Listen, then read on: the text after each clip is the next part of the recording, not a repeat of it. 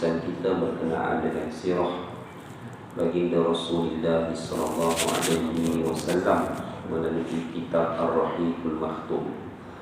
Pada pagi ini hadirin sekalian, kita sambung daripada apa yang kita bahaskan pada bulan April yang lalu, iaitu apabila Nabi sallallahu alaihi wasallam telah memulakan dakwah ini secara publik ataupun secara official dengan mengadakan himpunan-himpunan dan menyeru kepada penduduk Mekah dengan seruan yang terbuka.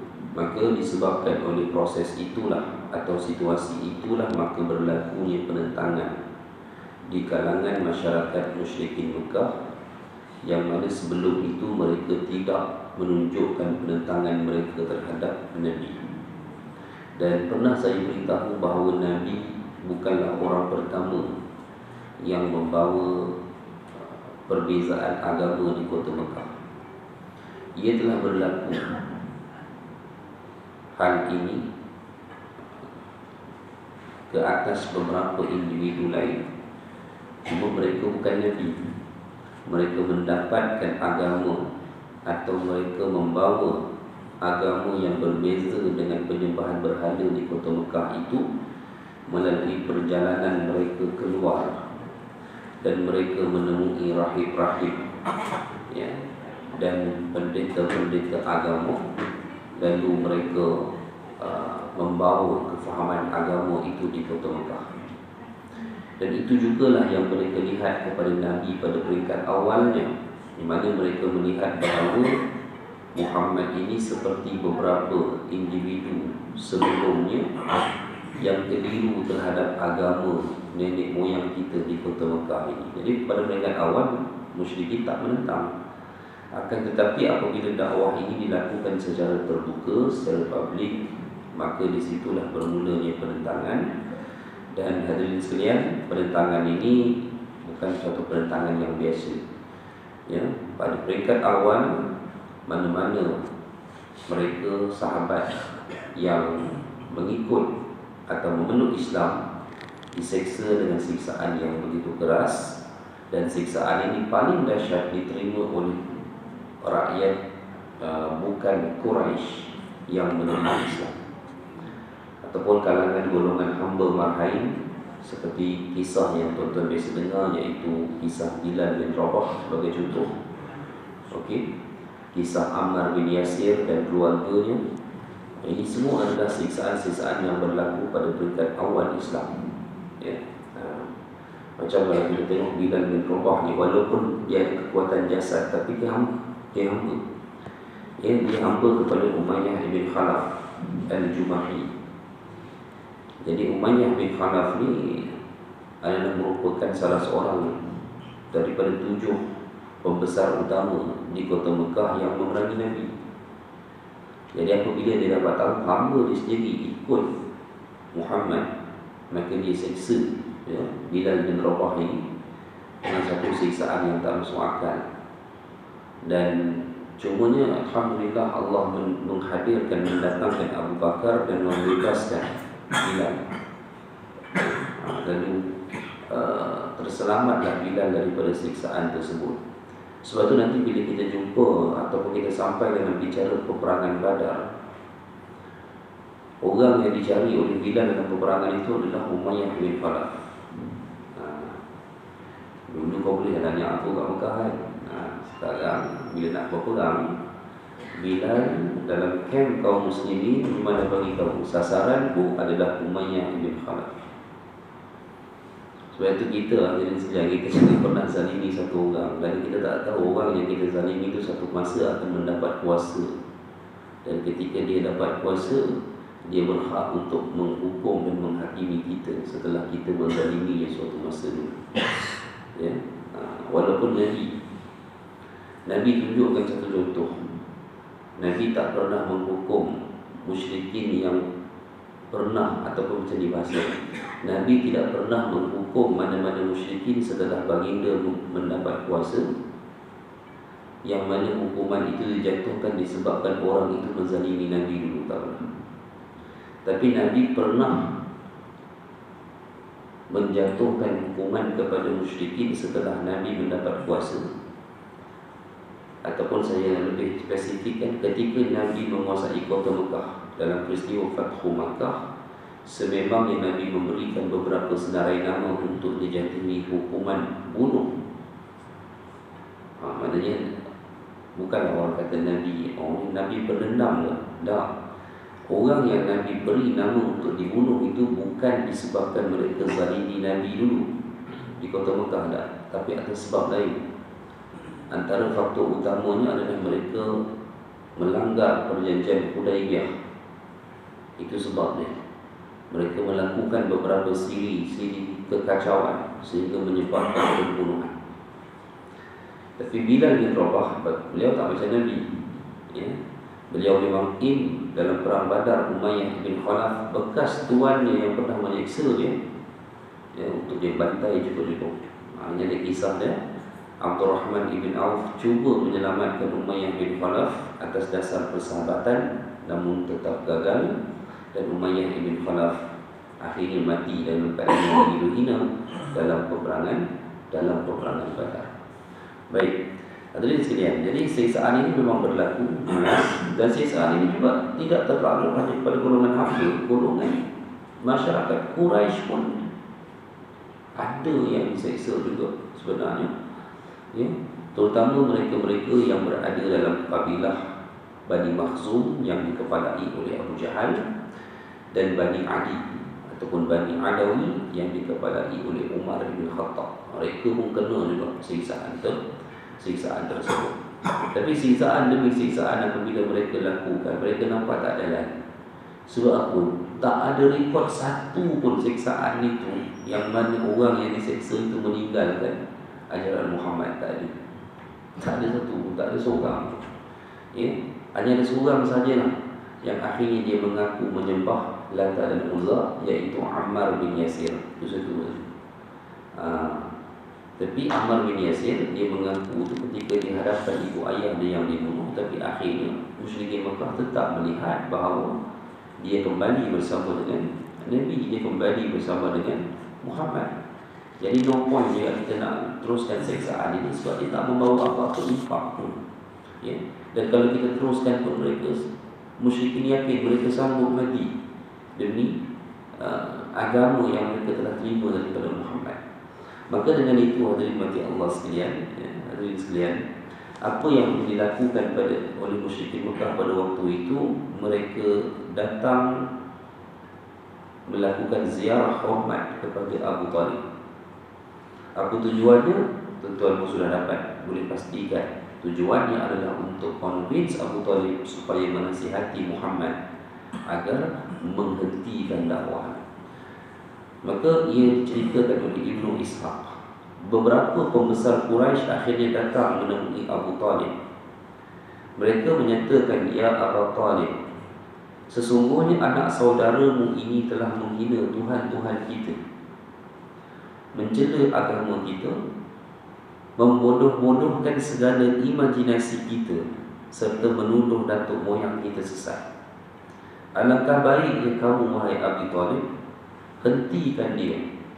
Jika tidak, biarkan kami menguruskan dia, kerana kamu juga bersama kami dalam isu ini." Musyrikin ini kata macam ni, kalau kamu tak stop dia daripada buat benda ni, maka biar kami sendiri yang berhentikan dia.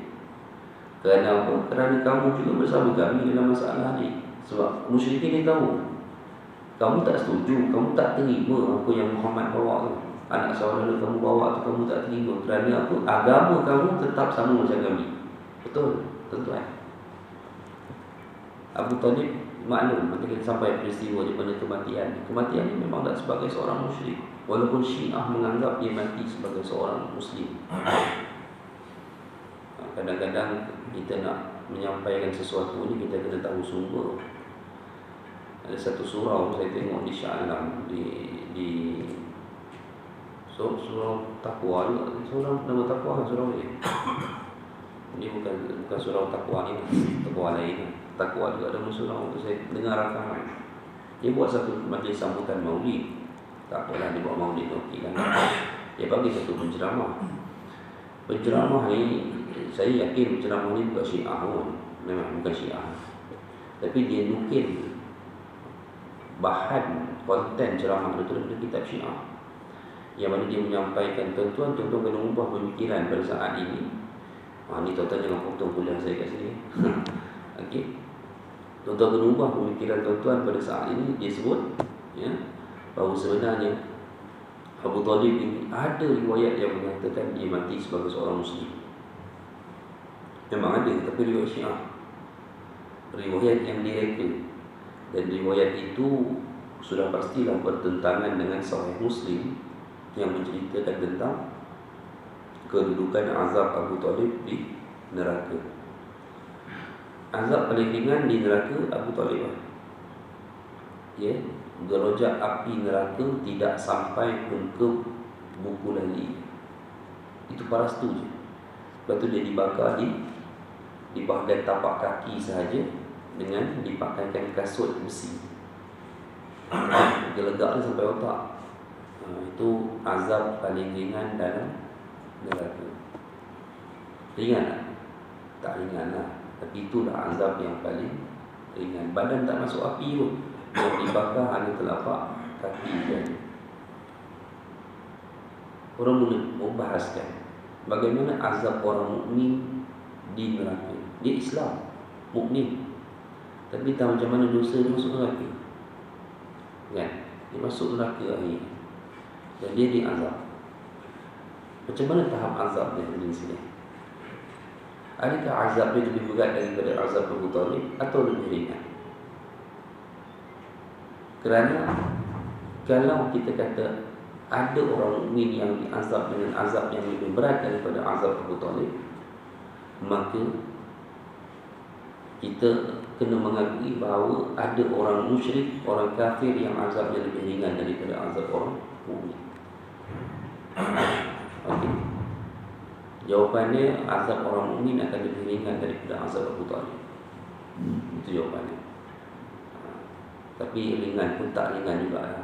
Bukanlah maknanya bila dengan statement ni, ringan akan berat.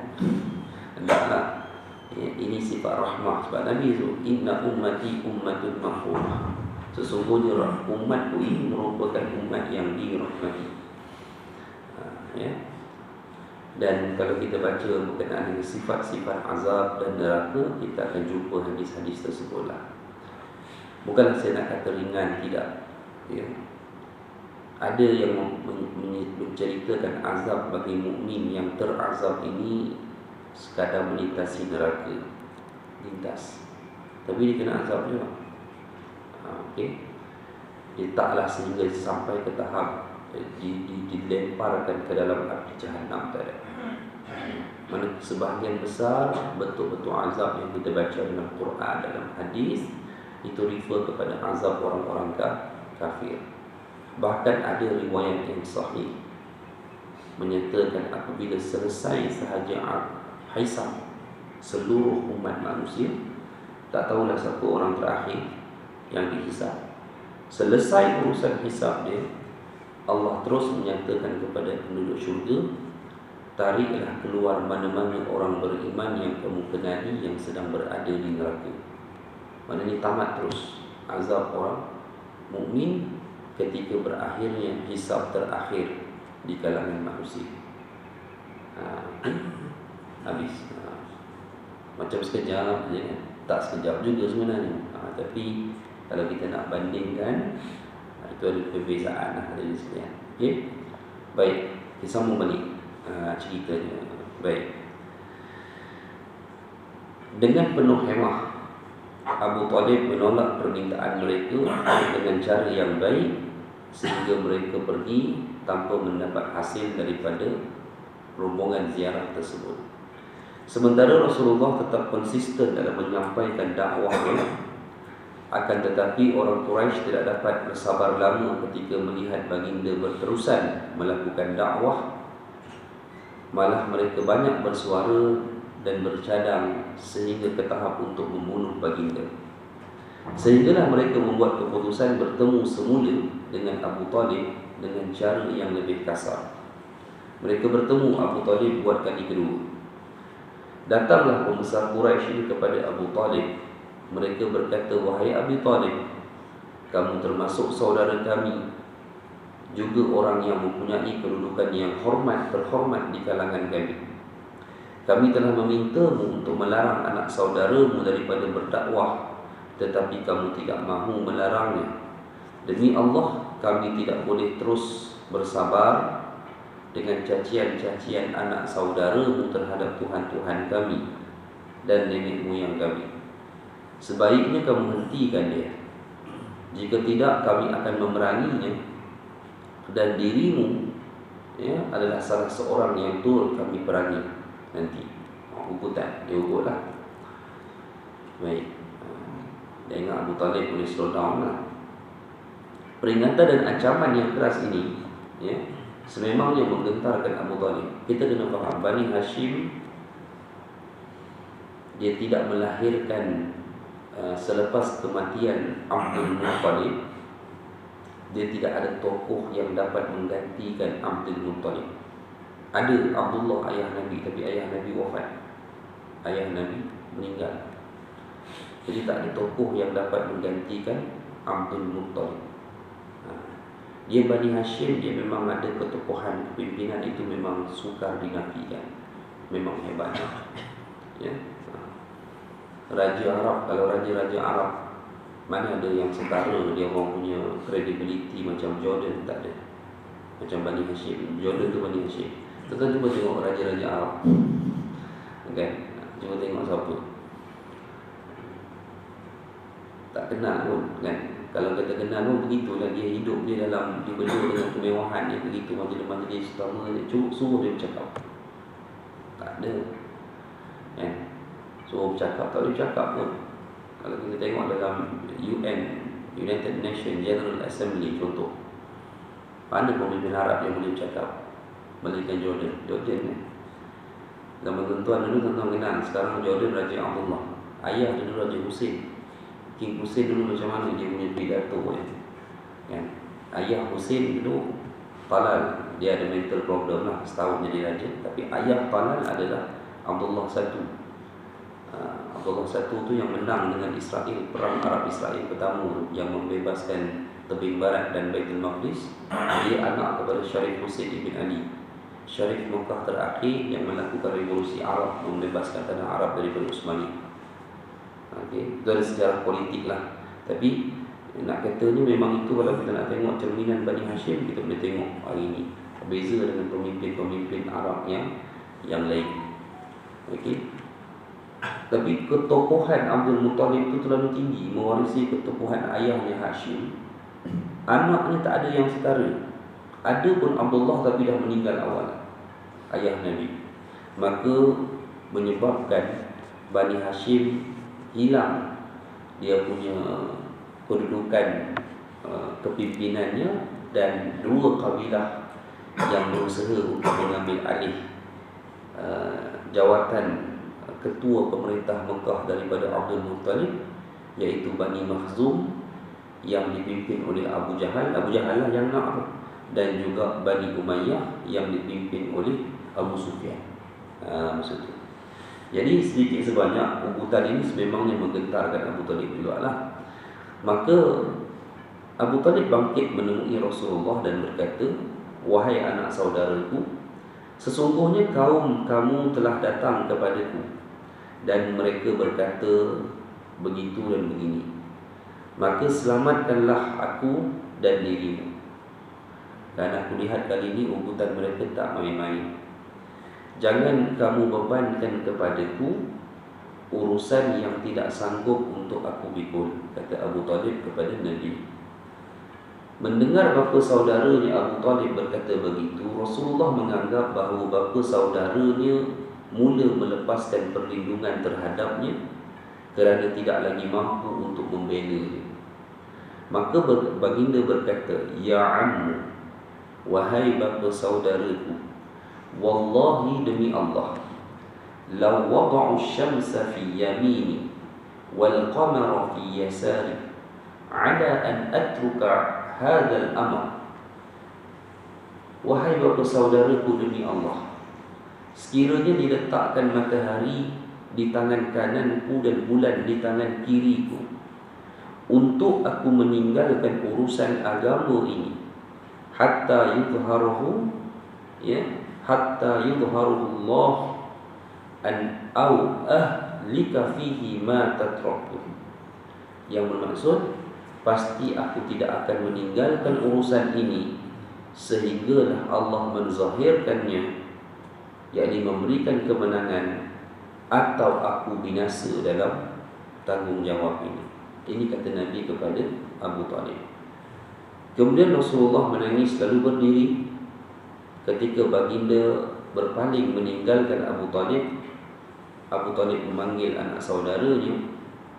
Baginda kembali berpaling kepada Abu Talib. Abu Talib berkata, pergilah wahai anak saudaraku, sampaikanlah apa yang disampaikan kepadamu. Wallahi, aku tidak akan menyerahkan kamu kepada mereka buat selama-lamanya. Jadi Abu Talib pun kagum melihat semangat dan keyakinan Nabi, ya, dan akhirnya dia sendiri memberikan jaminan untuk terus melindungi Nabi. Dan inilah antara sebab dan punca hadirin sekalian, ya, yang mana Nabi sangat menangisi pemergian Abu Talib. Bukan semata-mata kerana orang yang membesarkan baginda, tidak, tetapi Abu Talib ada satu jasa besar melindungi dan mempertahankan dakwah Nabi. Tapi Allah tak pilih dalam mati ke dalam Islam. Ya, baik. Ziarah ketiga, Quraisy menemui Abu Talib sekali lagi. Ini pertemuan rombongan yang ketiga, cubaan yang ketiga. Melihat Rasulullah tetap menyampaikan dakwah secara terbuka, orang Quraisy mengetahui bahawa Abu Talib tidak mahu melepaskan perlindungannya terhadap Rasulullah. Maka mereka datang lagi kepadanya dengan membawa Umarah bin Walid ibn al-Mughirah. Siapa dia? Namanya Umarah ibn al-Walid ibn al-Mughirah. Ada yang baca Umarah sama lah, ya. Ini adik kepada Khalid ibn al-Walid. Kita biasa dengar nama Khalid ibn al-Walid. Kalau nama penuh baca Khalid ibn al-Walid ibn al-Mughirah. Adik dia nama Umarah ibn al-Walid ibn al-Mughirah. Mereka berkata kepadanya, wahai Abi Talib, anak ini adalah seorang pemuda yang paling gagah dan paling tampan dalam kalangan Quraisy. Apa jawatannya pada masa itu? Ini general perang tentera Quraisy daripada Bani Makhzum, ya, macam abang dia jugalah, macam Khalid jugalah, ya. Dan antara lelaki yang paling tampan di kota Mekah. Maka ambillah dia. Kamu boleh memanfaatkan dirinya, fikirannya dan tenaganya. Angkatlah dia menjadi anakmu. Kami sepakat menyerahkan dia kepadamu, dengan syarat serahkan kepada kami anak saudaramu, ya, yang telah menyelisihi agamamu dan nenek moyangmu, ya. Kami akan membunuhnya. Jadi kita menukar seorang lelaki dengan seorang lelaki. Dia orang dia macam ni, tuan-tuan, ya. Kenapa payah sangat nak bunuh Nabi ni? Dah marah sangat, bunuh aja lah, kan? No, mesti fikir begitu, kan? Gangster sangat. Arab ni gangster, dia gangster betul, tuan-tuan, ya. Sampai sekarang, sampai lah ni, ya. Dia gangster sangat, bunuh je lah Nabi, ya. Payah sangat. Nabi bukan melawan pun. Tak, dia bukan semudah itu. Dia kena berhadapan dengan hukuman kabilah. Ini masalah dia. Dia nak bunuh Nabi senang cerita, tapi setelah dia membunuh Nabi, mampukah dia berhadapan dengan hukuman kabilah Bani Hashim? Kerana benda ini akan menyebabkan peperangan ratusan tahun. Jadi dia fikir banyak benda yang dia fikir. Jadi memang betul lah, dalam dakwah ni backup kena kuat lah, tuan-tuan. Ya. Kadang-kadang Lone Ranger ni masalah juga, kan. Lone Ranger ni Rambo boleh lah, kan. Tapi kita nak dakwah ni backup kena kuat juga, kan. Gitu, ya. Baik. Sebab itu di selebriti agama ni backup semua kuat. Bila ada kes yang tengok media sosial, dia buat press conference, backup kuat punya keliling. Kan? Dia kalau seorang-seorang dia tak langgar. Kan? Tapi dia kena, maknanya mereka kena lalui satu hukuman kabilah. Jadi sebab tu mereka nak bunuh Nabi, tekad nak bunuh Nabi, mereka nak mengelak daripada hukuman kabilah tu, mereka serah siap-siap satu orang lelaki dari kalangan mereka. Nampak tak? Ini cerita dia. Itu yang dia pergi serah adik kepada Khalid bin Walid, diserahkan kepada Abu Talib sebagai tukaran. Kabilah ambil Muhammad, kabilah bunuh dia, ini tukaran kepada Muhammad yang telah kami bunuh. Cadangnya begitulah. Ya. Baik. Hadirin sekalian. Abu Talib jawab. Dia kata, tawaran apa? Dia kata, ini tawaran tak masuk akal. Abu Talib kata, bagaimana mungkin kamu serahkan anak muda dari kalangan kamu kepada aku untuk aku sumbat makanan dalam mulut dia, sedangkan aku kena menyerahkan anak aku kepada kamu untuk kamu bunuh? Tak fair, dia kata. Okey. Mendengar jawapan Abu Talib, Mut'im bin Adi bin Naufal bin Abdul Manaf, nama penting Mut'im bin Adi. Ini satu nama penting, ada satu sejarah yang cukup besar dalam hidup Nabi. Mati bukan dalam Islam juga, tak mati dalam Islam. Okey. Baik. Mut'im bin Adi ini, hadirin sekalian, dia inilah yang dibunuh oleh siapa dia? Hamzah dalam perang Badar. Dia inilah yang dibunuh. Mut'im bin Adi inilah yang dibunuh oleh Hamzah dalam perang Badar, menyebabkan adik dia Tu'aimah bin Adi tuntut bela. Tu'aimah bin Adi ada seorang hamba bernama Wahsy. Jadi Tu'aimah pesan kepada hamba dia Wahsy, kau pergi perang Uhud, tugas kau satu je, kau cari Hamzah, kau bunuh. Sebab dia bunuh abang aku dulu, Mut'im, dalam perang Badar. Ini kisah dia. Okey. Mut'im bin Adi, Nabi tak harap dia mati, Nabi harap dia hidup. Tapi Hamzah dah bunuh dia dalam perang Badar. Ada sebab. Tuan, Allah lebih mengetahuilah ketetapannya. Kata Mut'im bin Adi mendengar jawapan Abu Talib, dia kata, wallahi ya Abu Talib, demi Allah wahai Abu Talib, kaummu telah melayanmu secara adil. Kamu tak boleh kata ini tukaran yang tak adil. Mereka telah berusaha melepaskanmu daripada apa yang kamu sendiri buntu sebenarnya dalam benak hati kamu. Oh, dia wah, dia psycho dah kan. Dia psycho. Ya. Dia psycho ni dia penting kan, dia watak-watak yang kadang-kadang orang ni dia hilang pertimbangan. Dia malam tadi saya sembang, malam tadi ada jemputan makan apa tu, bahasa Melayu panggil lutut kambing, bahasa Inggeris panggil lamb shank.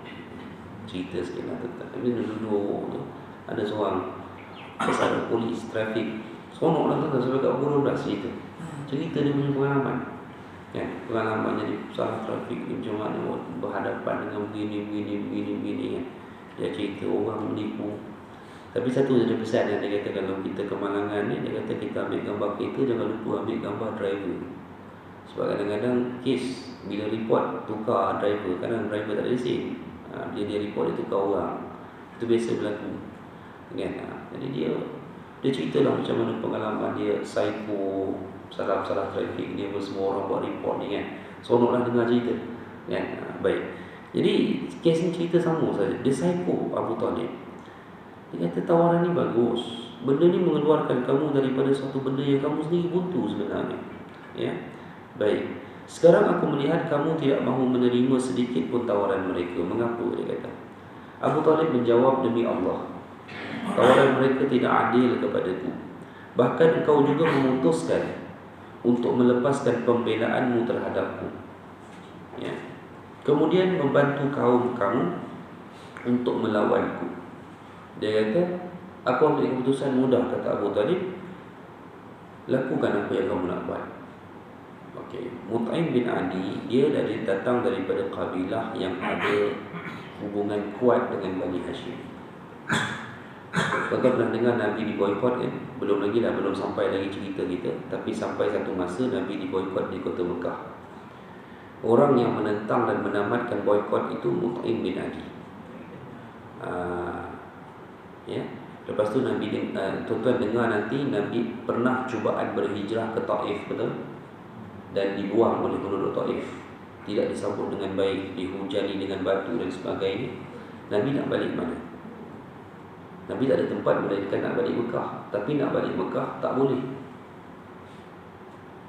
Ceritanya macam ni lah, kamu dah keluar, Mekah tak welcome balik datang. Tapi Nabi dapat balik duduk Mekah atas jaminan siapa? Mut'im bin Adi. Sebab tu Nabi harap ketika berlaku perang Badar dia hidup, tapi dia mati, dibunuh oleh Hamzah. Nabi sebut kalau laukana Mut'im hayyan, kalaulah Mut'im ini hidup, maka akan kubebaskan seluruh tawanan musyrikin ini disebabkan oleh jasa Mut'im kepada diriku dahulu. Ini indah akhlak Nabi, tuan-tuan. Antara keindahan akhlak Nabi ini adalah daripada hati. Akhlak yang lahir daripada hati. Akhlak ni dia banyak.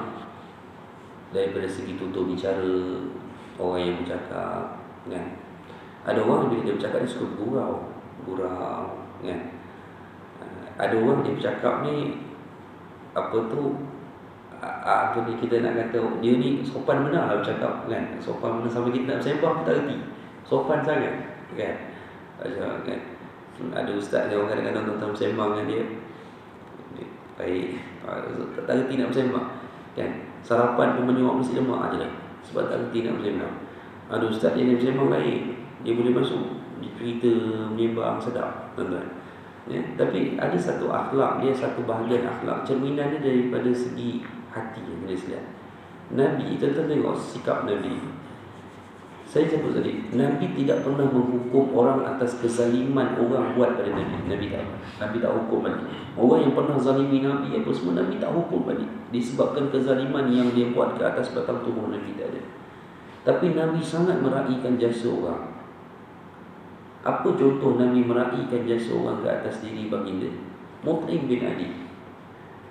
Nabi sanggup untuk melepaskan ke semua tawanan Badar kalau yang datang kepada baginda pada masa itu adalah Mut'im bin Adi, mengenangkan jasa yang dia pernah buat kepada Nabi SAW. Ini pun. Sebab itu tuan-tuan, kalau kita ni salah pada satu orang, zalim pada satu orang, orang tak nak hukum kita, berterima kasih sajalah, Allah bersyukur. Ya. Jangan pergi buat benda-benda lain yang menyebabkan satu masa orang tak hukum menjadi orang hukum pada kita. Ini satu pengajaran besar daripada kisah akhlak Nabi yang tercermin melalui nilai hati budi Nabi. Baik. Okey, kita sambung balik dari sekalian.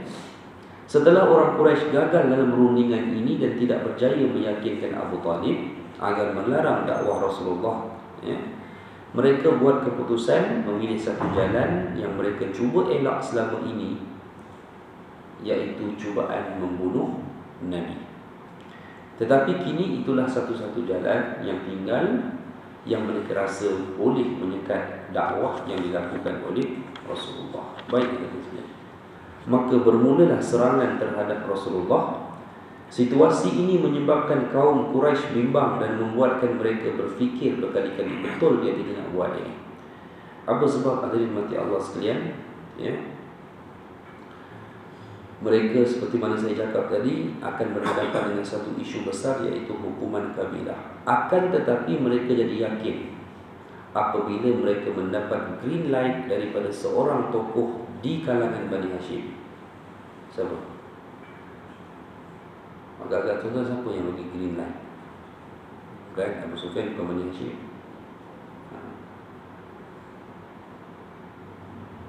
Kebenaran bukan green light nasi kandar ujung. Abu Lahab, bapa saudara Nabi. Bapa saudara Nabi, adik kepada Abu Talib. Dia sendiri beri green light untuk musyrikin melakukan hal ini. Perkara ini tidak menghairankan kerana sejak hari pertama Rasulullah menyampaikan dakwah secara terang-terangan, dia adalah orang yang paling keras memusuhi Nabi. Abu Lahab. Ya. Tetapi kata pengarang, aku telah menerangkan sebelum ini bagaimana perilaku Abu Lahab terhadap Nabi ketika baginda mengumpulkan Bani Hashim di Bukit Safa. Dia tahu dah dari cerita sebelum ni. Dia ambil alih majlis, dia herdik Nabi. Ya. Baik. Dan tuan-tuan, Abu Lahab, ya, dia telah menikahkan dua orang anak lelakinya, Utbah dan Utaibah. Utbah abang, Utaibah adik. Dua-dua ni pernah berkahwin dengan dua orang anak Nabi. Utbah kahwin dengan Ruqayyah, Utaibah kahwin dengan Ummu Kalsum. Jadi apa ni?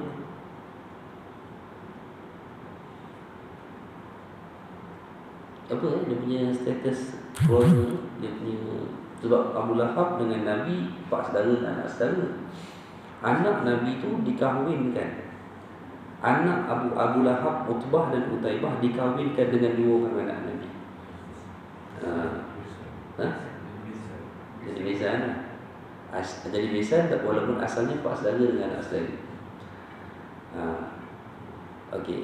Tapi sebab dia benci dakwah Nabi, bila Nabi mula dakwah, dia suruh dua-dua anak dia juga, anak-anak Nabi.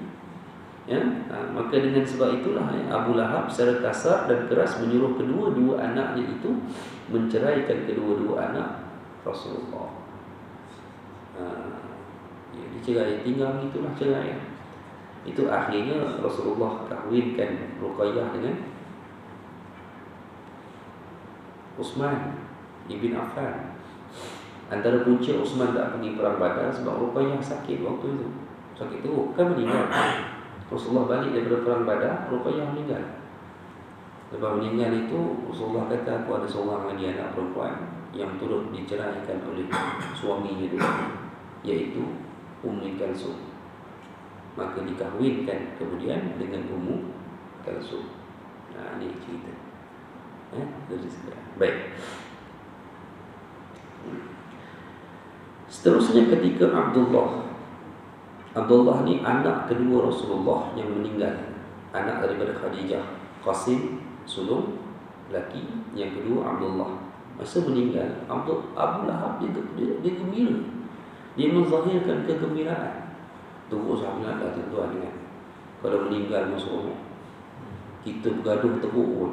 Politician bergaduh, kalau meninggal mana ada buat majlis, tak ada, mesti macam mana pun takziah juga. Okay. Tak suka satu orang politician tu, kita tengok saja kita emoji gelak. Tapi dia meninggal lah, kita gelak juga, mesti sedih. Kita lah. Ini Abu Lahab lain. Anak Nabi meninggal, suka dia, seorang. Abdullah meninggal. Baik. Ada di sini. Dengan penuh semangat dia berlari menemui teman-temannya dan menyampaikan khabar gembira. Ya, disebut apa? Disebut, aku sampaikan berita gembira kepada kalian bahawa Muhammad telah terputus dari keturunan. Mula-mula mungkin ada Qasim meninggal, kemudian